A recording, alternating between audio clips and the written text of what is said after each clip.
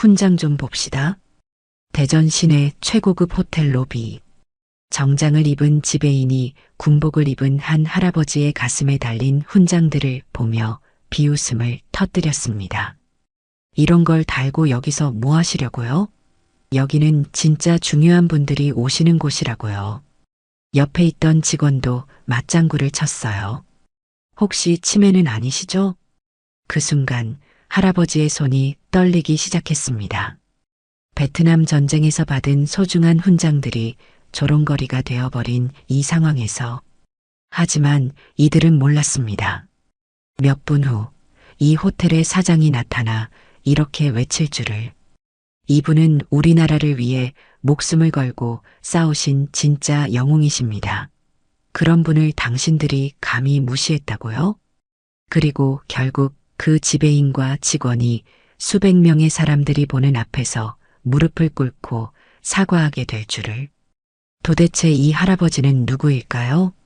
그리고 왜 호텔 사장은 이렇게까지 분노했을까요? 지금부터 들려드릴 이야기는 단순한 오해가 아닙니다. 이것은 우리가 진정 기억해야 할 영웅에 대한, 그리고 늦었지만 찾아온 정의에 대한 감동적인 이야기입니다. 새벽 4시 대전 시내의 낡은 아파트 단지. 갑작스럽게 한 집에서 비명소리가 터져 나왔습니다. 안 돼. 침실에서 벌떡 일어난 한 할아버지의 얼굴은 식은땀으로 범벅이 되어 있었습니다. 거친 숨을 몰아쉬며 떨리는 손으로 이마를 짚는 그의 모습이 얼마나 고통스러워 보이던지요. 가슴은 마치 달리기를 한 것처럼 빠르게 뛰고 있었고 목구멍은 바짝 말라 있었어요. 또 그 꿈이구나. 혼잣말을 중얼거리며 침대 가장자리에 앉은 그는 양손으로 얼굴을 감쌌습니다. 꿈속에서는 여전히 총성이 울려 퍼지고 있었고 동료들의 비명소리가 귓가에 맴돌고 있었어요. 40여 년이 지났지만 그 기억들은 여전히 생생했습니다. 창밖으로는 아직 어둠이 깔려 있었지만 그는 더 이상 잠들 수 없다는 듯 침대에서 일어났습니다. 발걸음이 조심스러웠어요. 혹시라도 이웃집에 소음이 전해질까 봐서 말이죠. 부엌으로 향한 그는 냉장고에서 찬물을 꺼내 한 컵 마셨습니다. 컵을 들고 있는 손이 여전히 미세하게 떨리고 있었어요. 거울에 비친 자신의 모습을 보니 머리카락이 땀에 젖어 엉망이 되어 있었습니다. 진정해, 태준아. 이제 끝난 일이야. 여기는 안전한 곳이라고. 자신에게 말하듯 중얼거리며 깊게 숨을 들이마셨습니다. 이런 밤들을 혼자 견뎌온 지도 벌써 수십 년.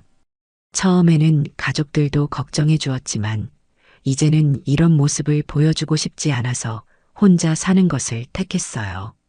시계를 보니 새벽 4시 반이었습니다.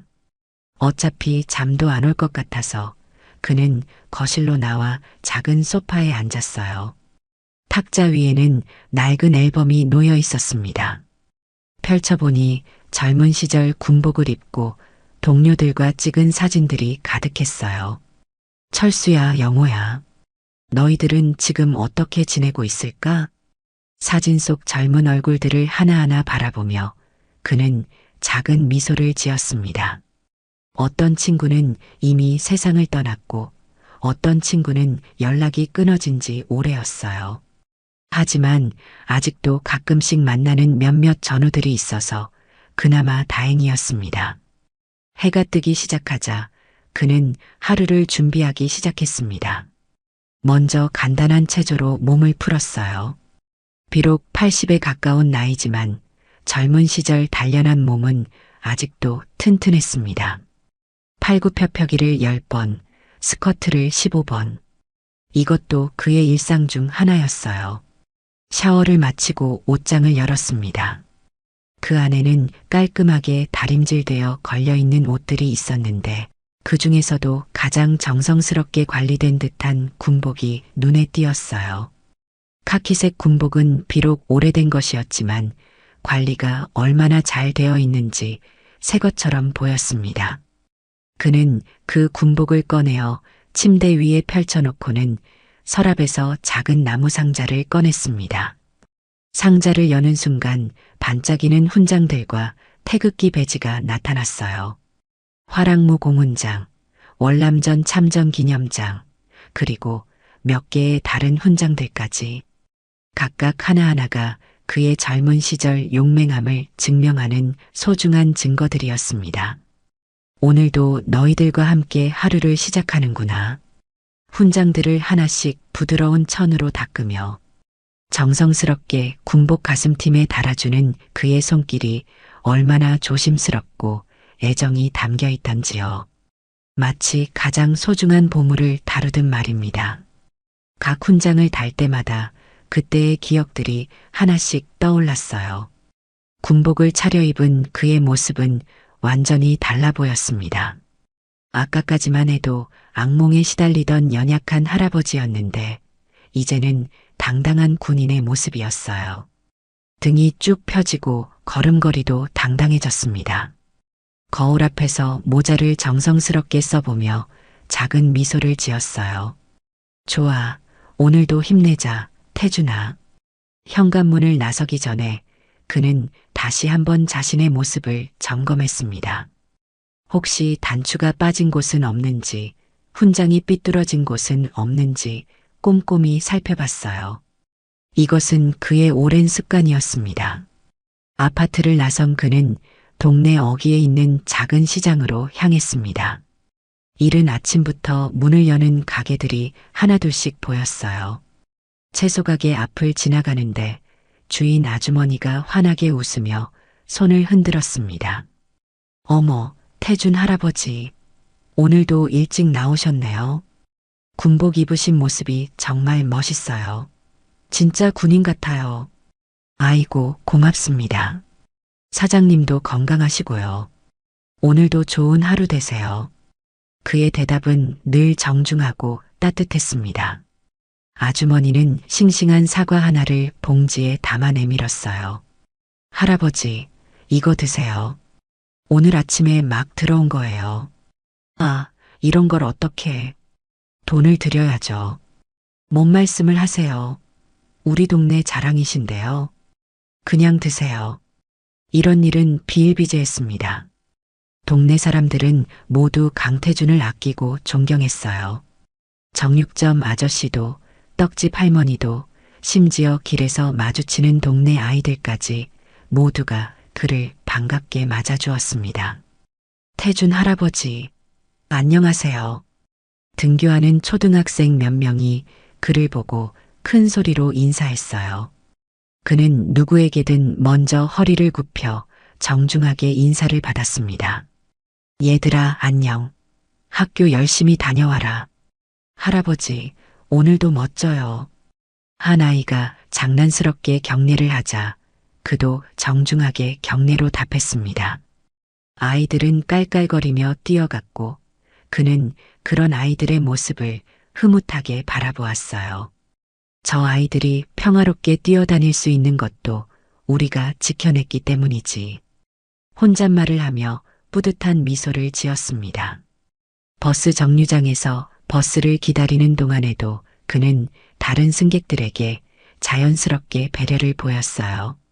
먼저 온 사람들을 위해 줄을 서고 짐이 많은 아주머니가 있으면 가방을 들어주었습니다.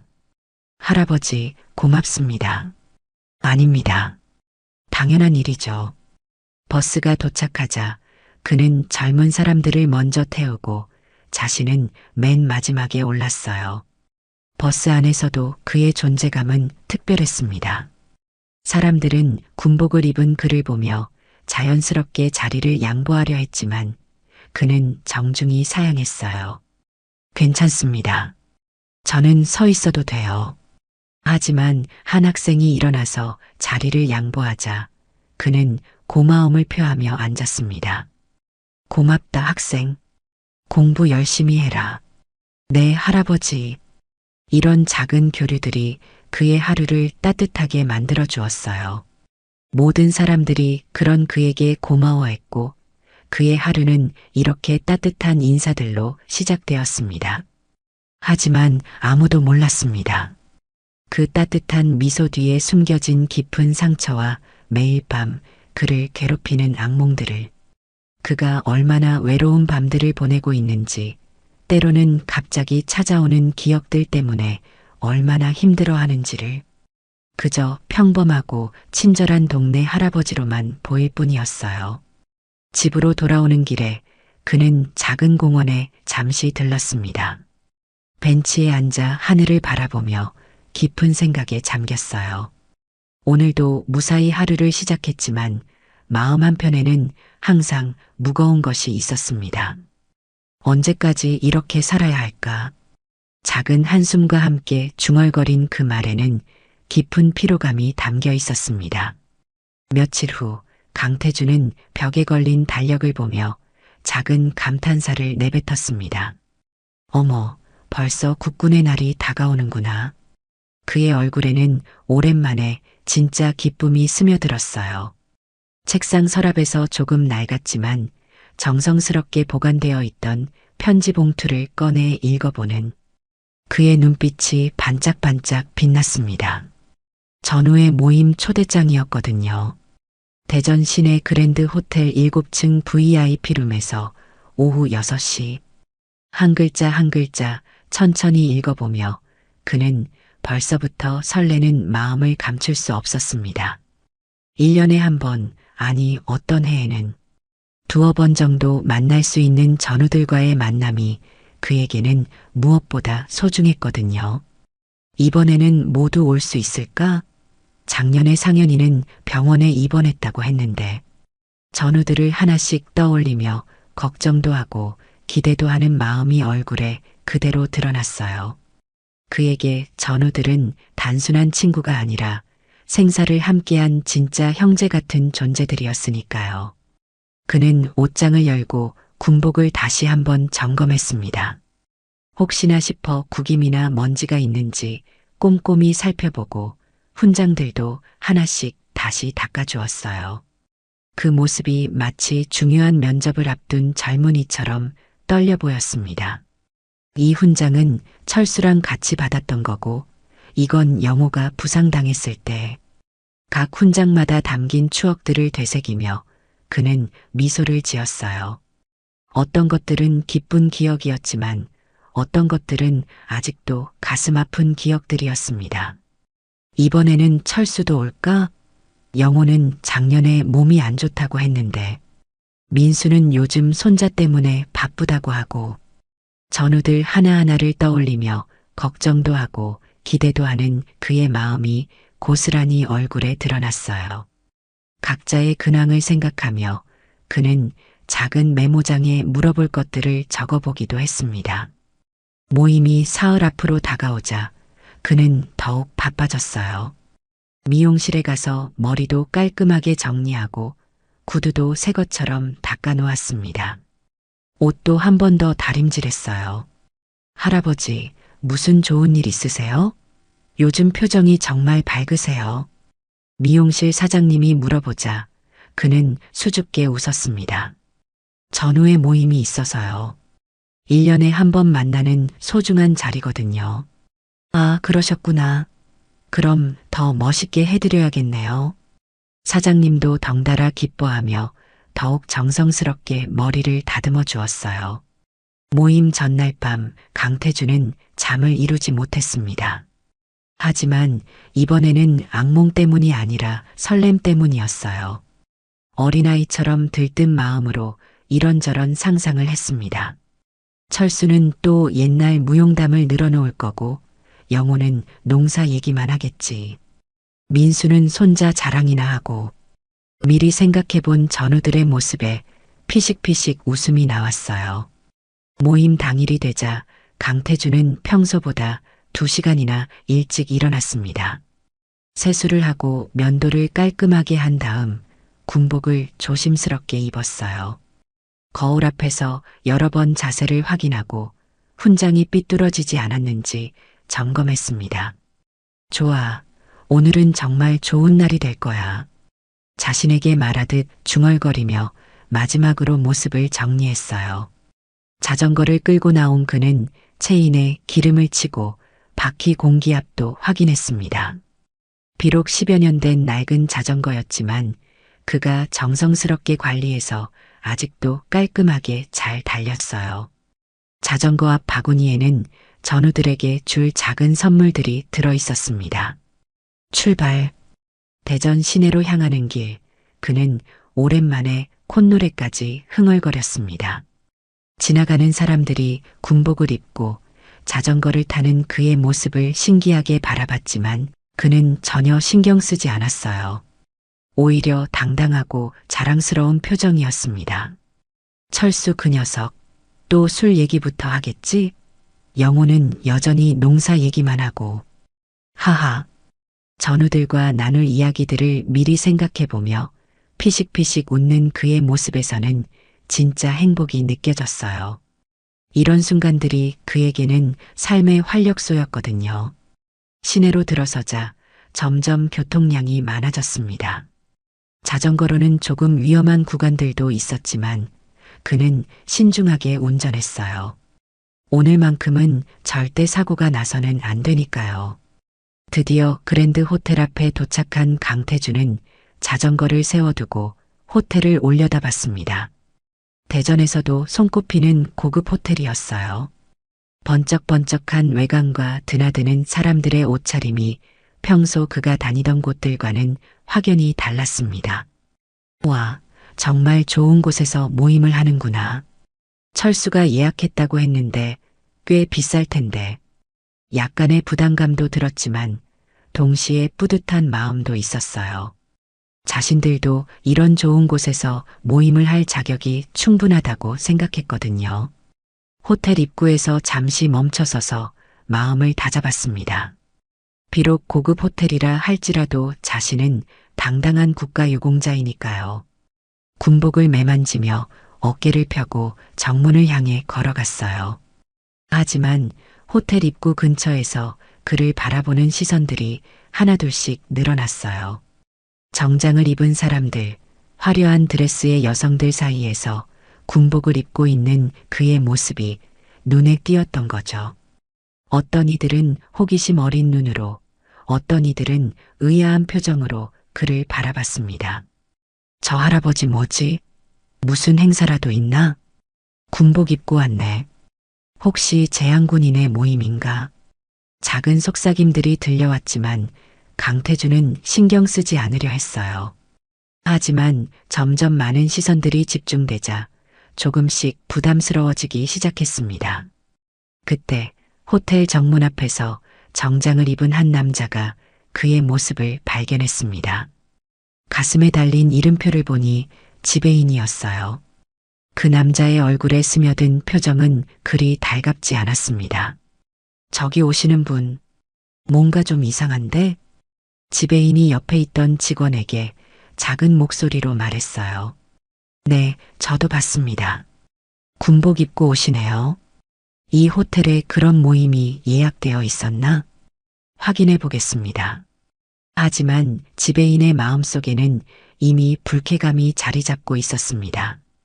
지배인 한재호는 강태준의 모습을 위아래로 훑어보며 입맛을 다졌습니다. 그의 눈에는 명백한 불쾌감이 드러나 있었어요. 고급 호텔의 품격에 어울리지 않는다고 생각한 거죠. 저기 계신 어르신. 한재훈이 큰 걸음으로 다가오자 강태준은 반갑게 인사를 건넸습니다. 안녕하세요. 정말 좋은 하루입니다. 어르신, 실례지만 여기가 어디인지 아시나요? 한재훈의 목소리에는 차가운 기운이 섞여 있었습니다. 강태준은 순간 당황했지만 정중하게 답했어요. 네, 그랜드 호텔이죠. 전우의 모임 때문에 왔습니다. 전우예요? 한재훈은 코웃음을 쳤습니다. 주변에 있던 몇몇 사람들이 이 상황을 주목하기 시작했어요. 로비를 지나가던 손님들도 하나둘씩 이쪽을 바라보기 시작했습니다. 어르신, 여기는 아무나 오는 곳이 아닙니다. 혹시 장소를 잘못 찾아오신 건 아닌가요? 근처에 보훈회관이나 복지관 같은 곳이 있을 텐데요. 그의 말투에는 은근한 무시가 담겨 있었어요. 강태준의 얼굴이 조금씩 굳어지기 시작했습니다. 아닙니다. 분명히 여기가 맞습니다. 초대장도 있어요.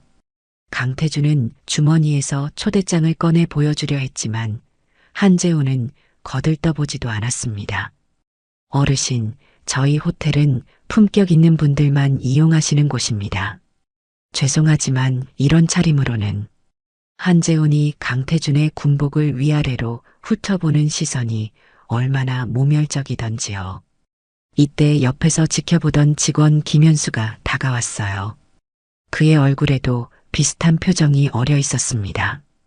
지배인님, 무슨 일이세요? 이 어르신이 전후의 모임 때문에 오셨다는데 아무래도 장소를 잘못 찾아오신 것 같아. 김현수는 강태준의 군복과 훈장들을 힐끗 보더니 실소를 터뜨렸습니다. 어머, 훈장까지 달고 오셨네요. 훈장 좀 봅시다. 그의 말투에는 명백한 조롱이 섞여 있었어요.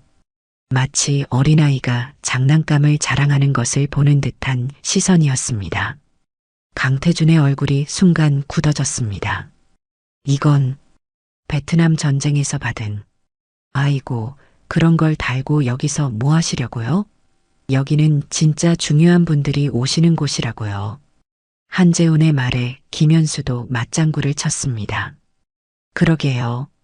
혹시 근처 보훈회관이나 복지관을 찾고 계신 건 아니에요? 거기서 이런 모임들 많이 하시잖아요. 두 사람의 비웃음 섞인 말들이 강태준의 가슴을 파고들었습니다. 주변에 있던 다른 손님들도 하나둘씩 이쪽을 바라보기 시작했어요.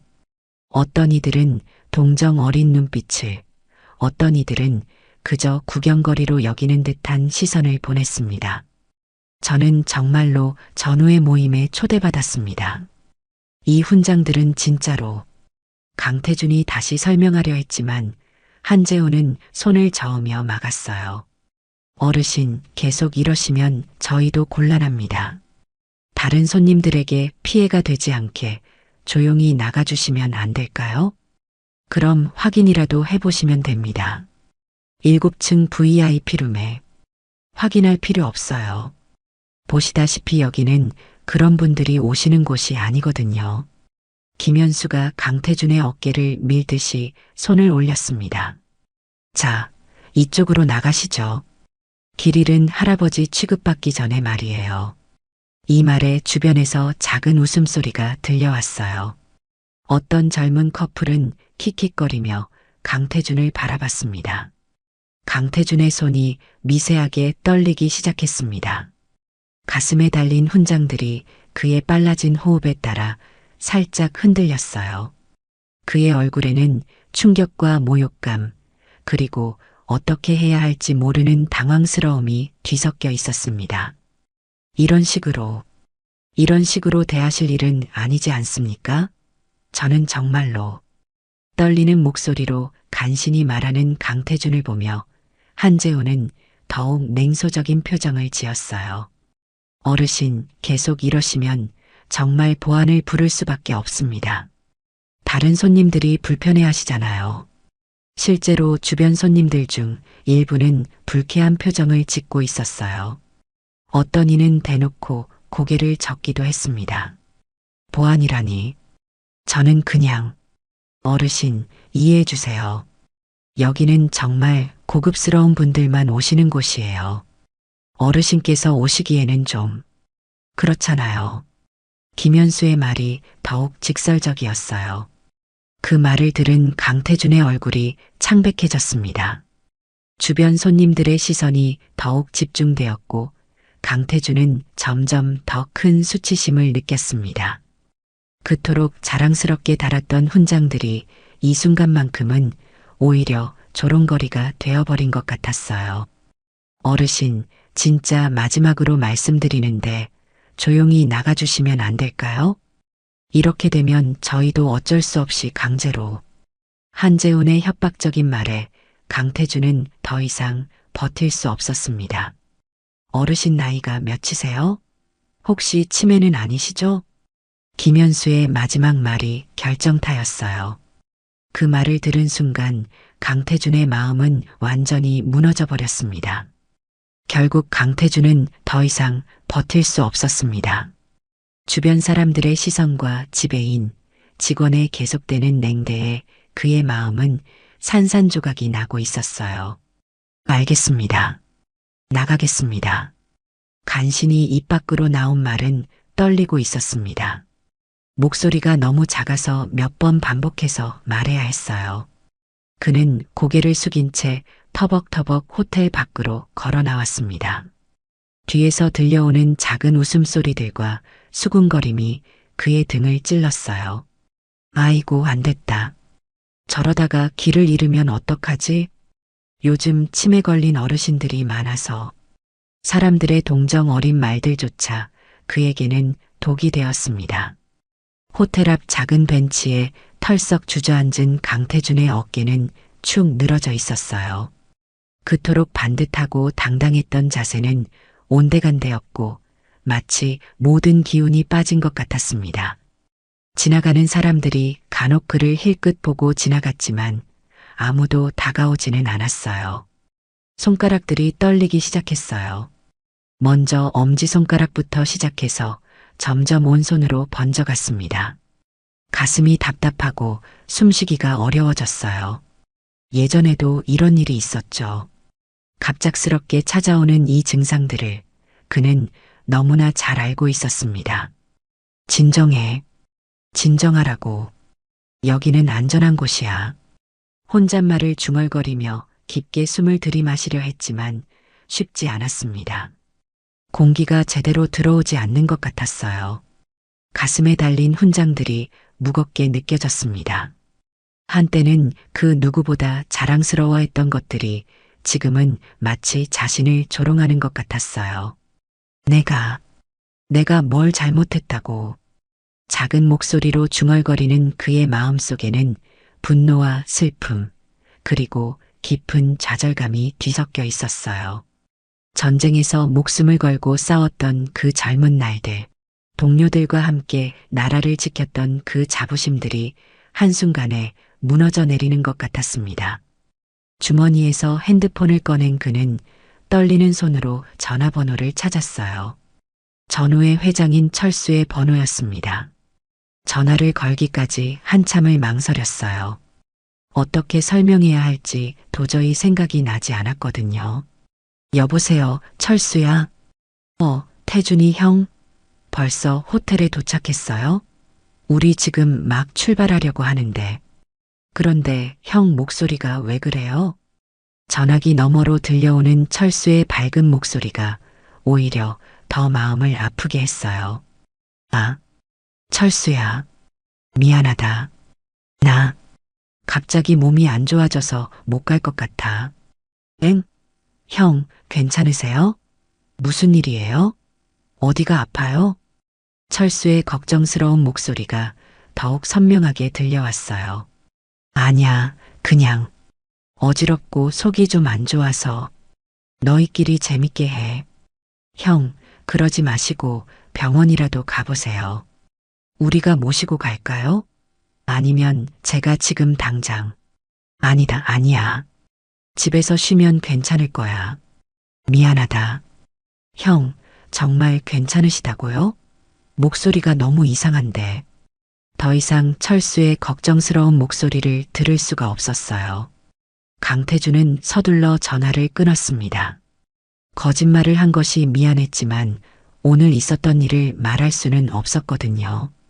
핸드폰을 주머니에 넣고 두 손으로 얼굴을 가린 채 그는 한동안 그렇게 앉아 있었어요. 눈물이 나올 것 같았지만 참았습니다. 이런 곳에서 우는 모습을 보이고 싶지 않았거든요. 형들아, 미안해요. 이런 꼴로 만날 수는 없어서.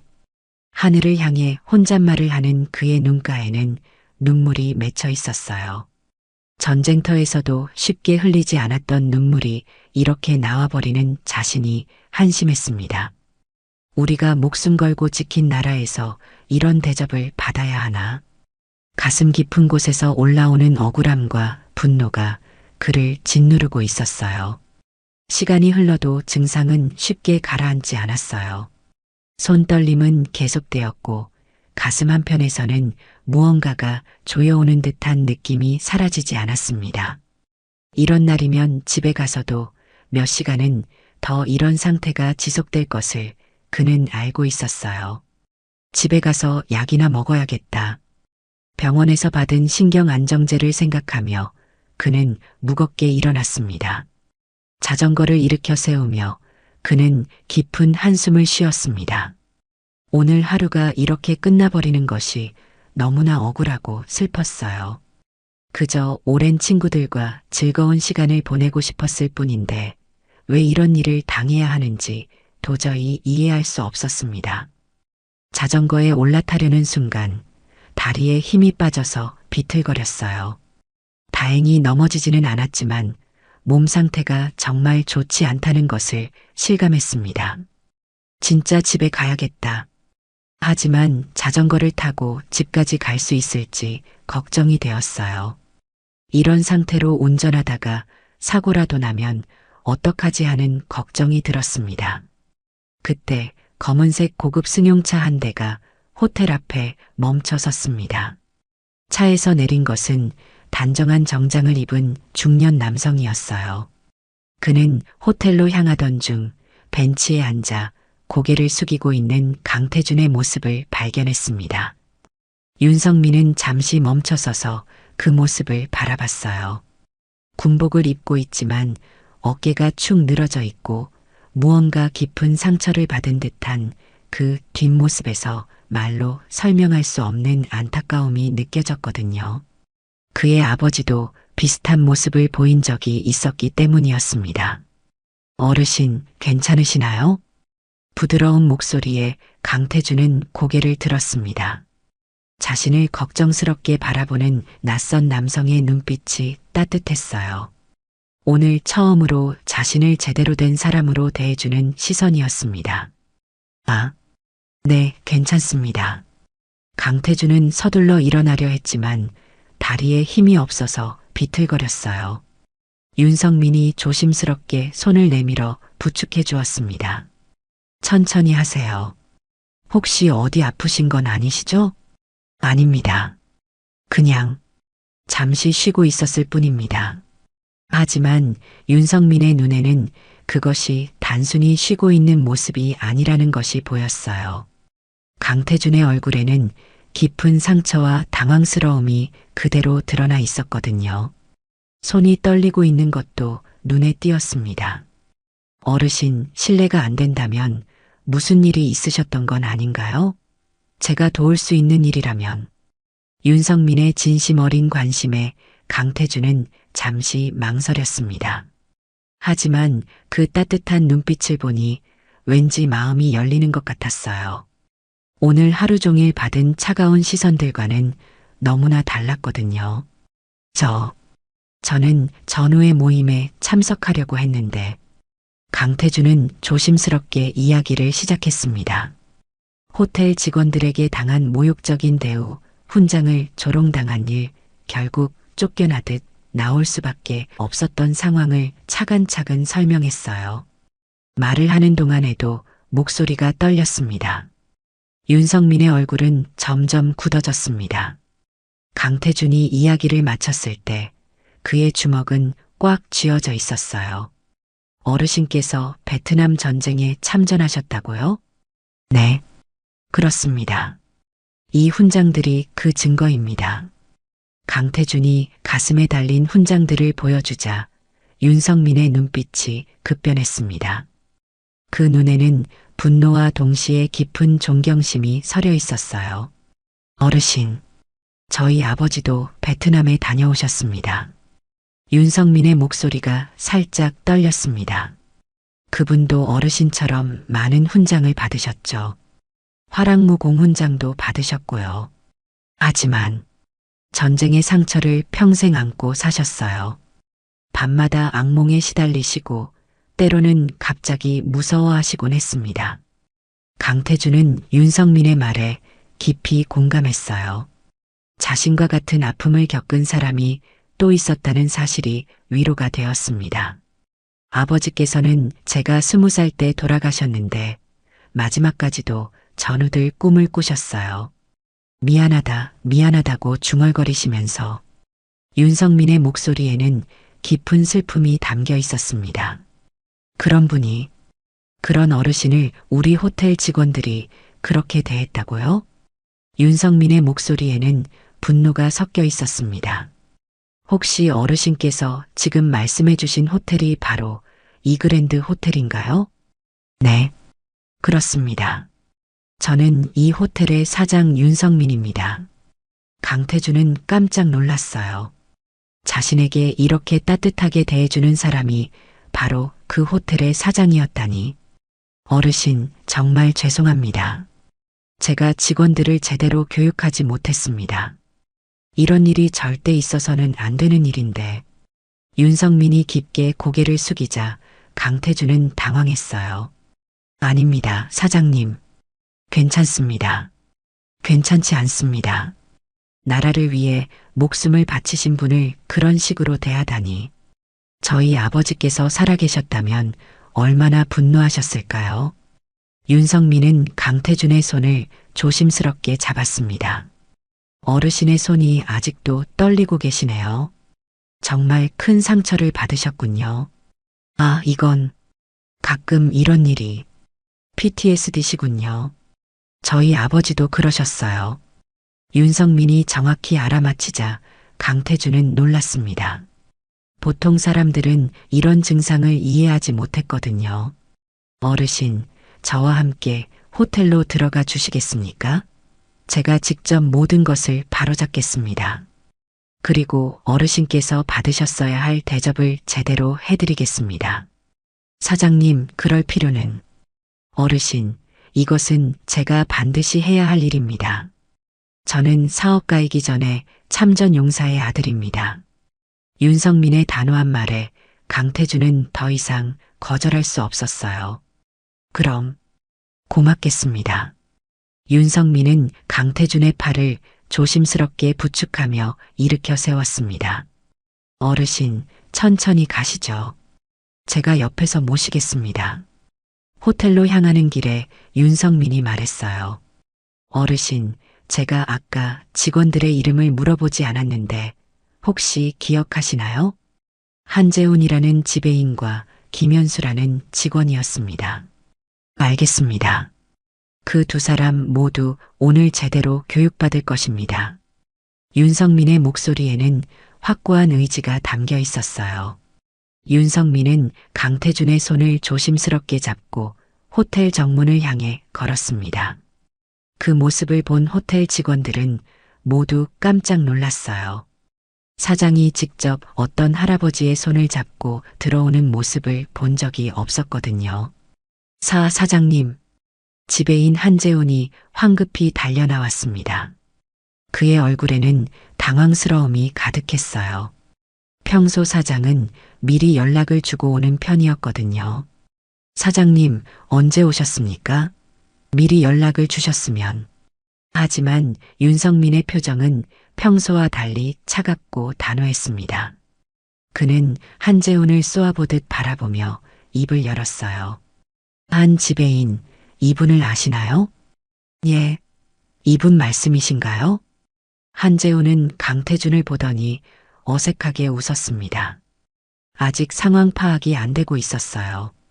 아, 이분은 아까 잠깐 오셨던 분인데 장소를 잘못 찾아오신 것 같아서 정중하게 안내해드렸습니다.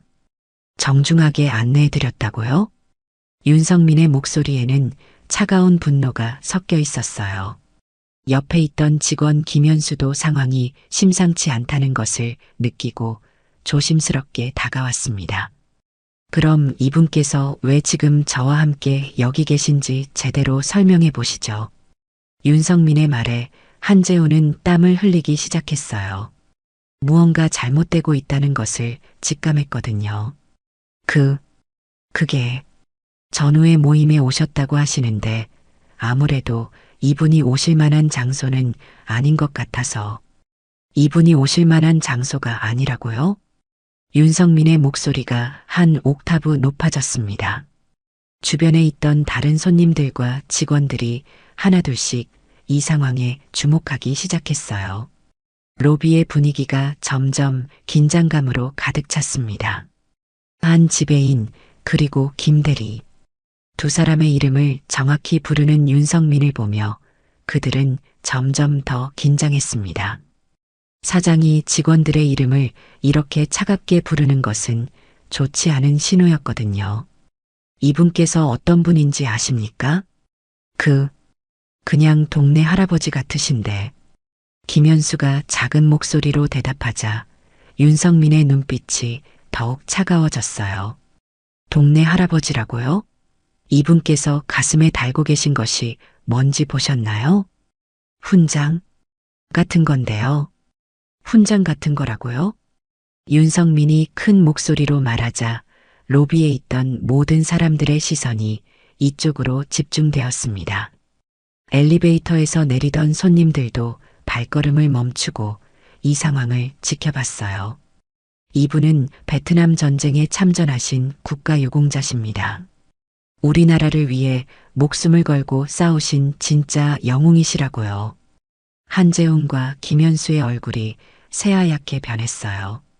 사장의 목소리가 호텔 로비 전체에 울려 퍼졌거든요. 그런 분을 당신들이 감히 무시하고 조롱했다고요? 사장님, 저희는 몰랐습니다. 몰랐다고요? 조용히 하십시오. 윤성민의 호통에 한재우는 입을 다물 수밖에 없었어요. 주변 손님들 사이에서도 웅성거림이 일어났습니다.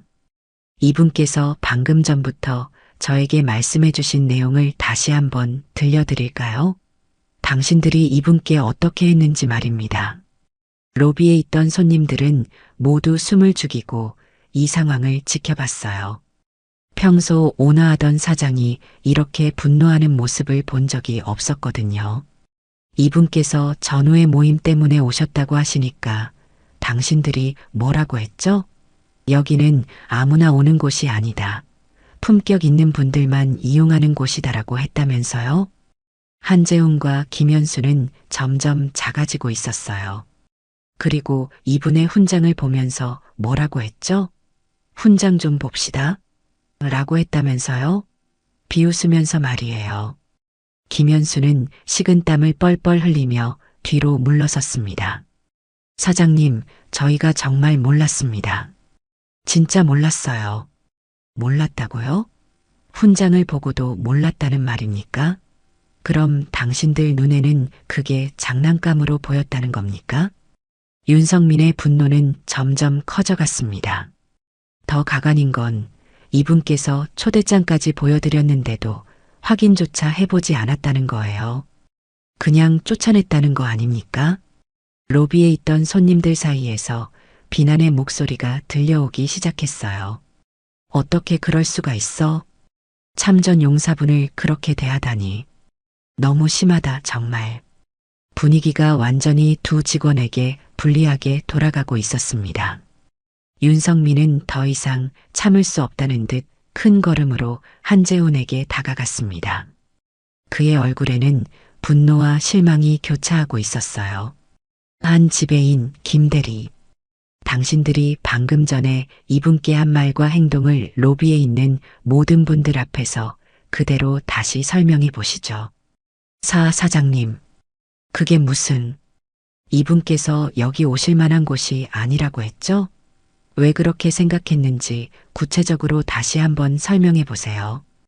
윤성민의 목소리가 호텔 로비 전체에 울려 퍼지자 더 많은 사람들이 모여들었습니다.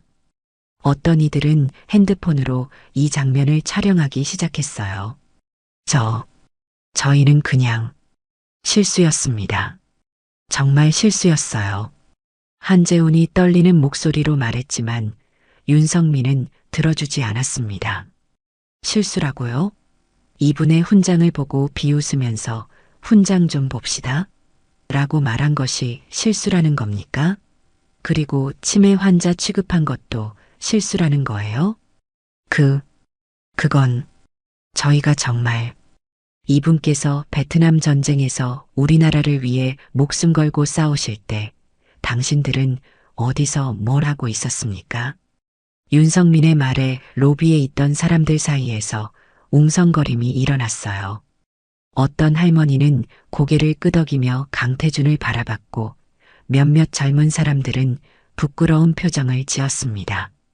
사장님, 정말 죄송합니다. 저희가 잘못했습니다. 김현수가 허둥지둥 사과했지만 윤성민의 분노는 쉽게 가라앉지 않았어요. 이분께서 받으신 상처가 단순한 사과로 치유될 수 있다고 생각하십니까? 이분은 지금도 손이 떨리고 계세요. 이게 어떤 의미인지 아십니까?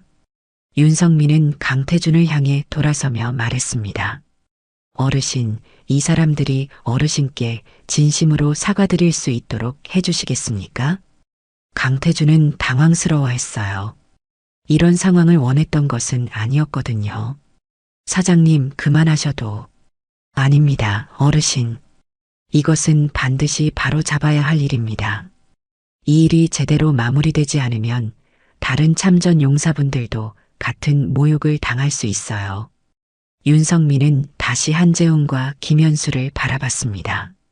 당신들이 이분께 입힌 상처가 얼마나 깊은지 알고 있습니까?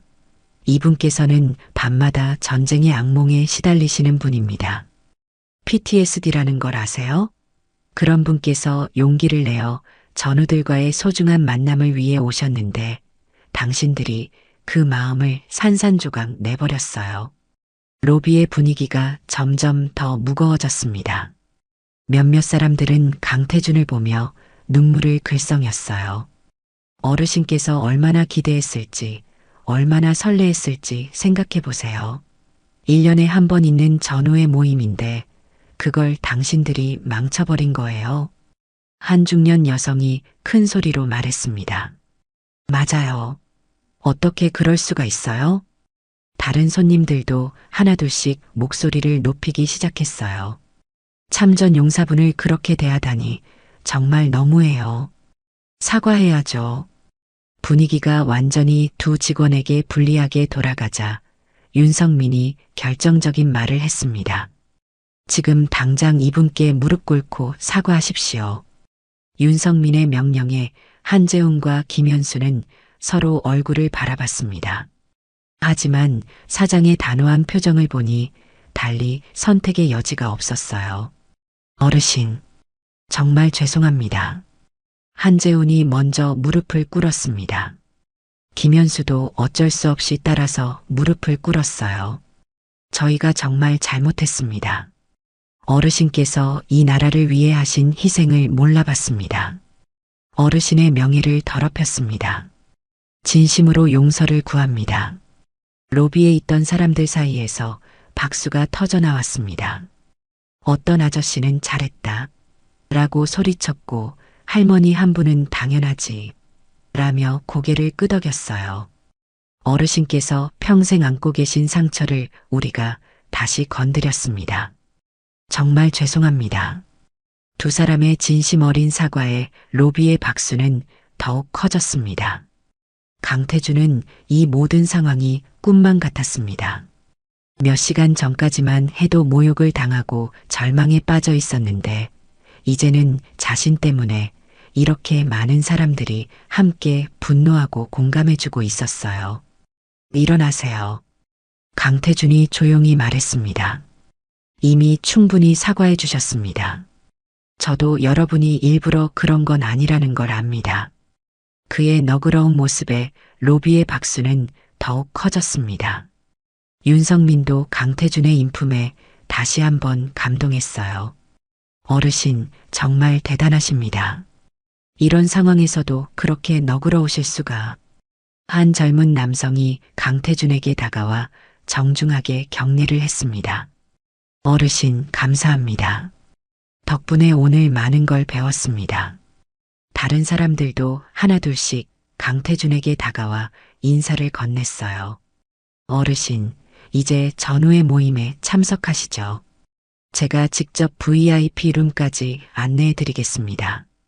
윤성민의 말에 로비에 있던 모든 사람들이 다시 한번 박수를 쳤습니다. 윤성민은 강태준의 팔을 조심스럽게 부축하며 엘리베이터로 안내했습니다. 로비에 있던 사람들은 모두 일어서서 강태준에게 존경의 박수를 보냈어요. 어떤 젊은 남성은 깍듯하게 경례까지 했습니다.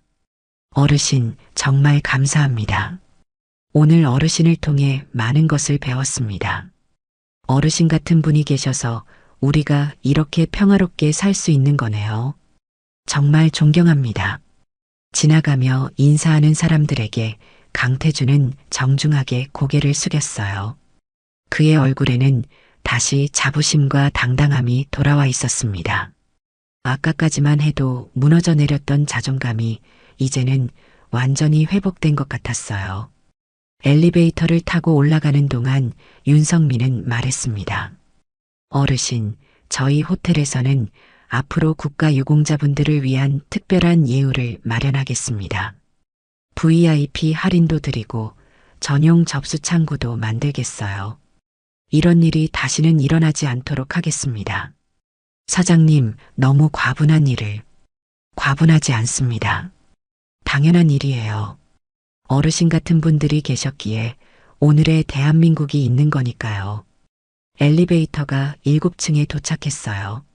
문이 열리자 복도 끝에서 웃음소리와 대화소리가 들려왔습니다. 어르신, 전우분들께서 기다리고 계시네요. 드디어 전우회가 열리는 VIP룸 앞에 도착했습니다. 윤성민이 문을 열자 안에서는 즐거운 웃음소리와 대화소리가 들려왔어요. 태준이 형? 제일 먼저 철수가 강태준을 발견하고 달려왔습니다. 형, 몸이 아프다며? 괜찮아요? 얼굴색이 좀 이상한데. 철수야, 미안하다. 조금 늦었네. 강태준이 들어서자 룸 안에 있던 다른 전우들도 모두 일어섰어요. 태준이 형, 오랜만이야. 형, 건강하시죠? 걱정했어요. 어머, 오늘도 훈장 다 달고 오셨네. 역시 우리 형. 전우들의 따뜻한 환영에 강태준의 눈가가 촉촉해졌습니다. 이런 순간을 위해 그동안 모든 힘든 일들을 견뎌왔던 것 같았어요. 어르신들, 안녕하십니까? 윤성민이 정중하게 인사하자 전우들도 놀랐습니다. 이분은? 저는 이 호텔의 사장 윤성민입니다. 강태준 어르신께서 저희 호텔에서 불편한 일을 겪으셨는데 개인적으로 사과드리러 왔습니다. 무슨 일이 있었던 거야? 철수가 걱정스럽게 물었지만 강태준은 손을 저었어요. 아무 일 아니야. 사장님이 너무 잘 해결해 주셨어. 사장님께서 직접 어떻게 해결해 주신 거예요? 영호가 궁금해하자 윤성민이 간단히 설명했어요. 저희 직원들이 실수를 했는데 제대로 사과하도록 했습니다. 앞으로는 이런 일이 절대 없을 거예요. 그리고 오늘 저녁 식사는 저희 호텔에서 특별히 준비하겠습니다. 어르신들께서는 마음껏 즐기시기 바랍니다. 윤성민의 말에 전우들은 박수를 쳤어요. 와, 정말 감사합니다. 사장님, 고맙습니다. 우리 같은 사람들한테 이런 대접을. 윤성민이 나간 후 전우들은 강태준을 둘러싸고 앉았습니다. 태준이 형, 정말 무슨 일 있었던 거 아니야? 전화할 때 목소리가 너무 이상했어. 영호야, 별일 아니었어. 오히려 좋은 일이 생겼지. 강태준은 전우들에게 오늘 있었던 일을 차근차근 들려주었어요. 처음에는 분노했던 전우들도 윤성민 사장의 이야기를 듣고는 감동했습니다. 와, 그런 사장이 다 있어? 정말 대단한 분이네. 태준이 형도 대단해. 그런 상황에서도 끝까지 품위를 지켰잖아. 전우들의 칭찬에 강태준은 부끄러워했어요. 별거 아니야. 우리가 배운 대로 했을 뿐이지. 그게 쉬운 게 아니야, 형. 나 같으면 욱해서 큰일 날 뻔했을 거야. 철수가 농담 반 진담 반으로 말하자 모두들 웃음을 터뜨렸어요. 그때 룸문이 열리며 웨이터들이 들어왔습니다. 그들의 손에는 평소보다 훨씬 화려하고 푸짐한 음식들이 들려 있었어요. 어르신들, 사장님께서 특별히 준비해드린 만찬입니다. 최고급 한우와 신선한 해산물로 준비했습니다. 테이블 가득 차려진 음식을 보며 전우들은 감탄했습니다. 와, 이게 다 뭐야? 우리가 이런 대접을 받아도 되나? 받아야지. 우리가 누군데? 철수가 농담 반 진담 반으로 말하자 모두들 웃음을 터뜨렸어요. 사장님께서 직접 메뉴를 선정하셨고 특별히 디저트로 전통 떡과 차도 준비하라고 하셨습니다. 웨이터의 설명에 전우들은 더욱 감동했어요. 자, 그럼 건배할까? 영호가 잔을 들자 모든 전우들이 따라서 잔을 들었습니다. 우리의 우정과 오늘 태준이 형을 도와준 윤 사장님께, 그리고 우리를 위해 목숨 바친 전우들에게. 강태준이 덧붙이자 모든 전우들의 얼굴이 숙연해졌어요.